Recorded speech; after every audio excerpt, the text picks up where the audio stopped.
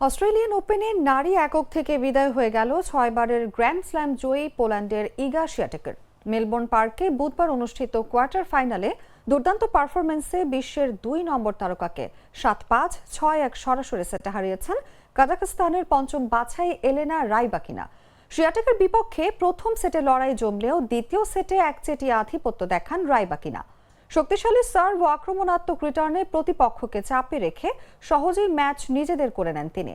সেমিফাইনালে ওঠার পথে এই দাপুটে জয় রাইবাকিনার আত্মবিশ্বাস আরও বাড়াবে বলেই মনে করছেন বিশ্লেষকরা। ফাইনালে ওঠার লড়াইয়ে তিনি মুখোমুখি হবেন জেসিকা পেগুলা ও আমান্ডা আনিসিমোভার, মধ্যকার ম্যাচের বিজয়ীর। এদিকে শিয়াটেকের বিদায় নারী এককের ড্রয়ে উত্তেজনা আরও বেড়েছে। এখন দেখার বিষয়, রাইবাকিনা কি শেষ পর্যন্ত মেলবর্নে নিজের প্রথম অস্ট্রেলিয়ান ওপেন ট্রফি ঘরে তুলতে পারেন কিনা।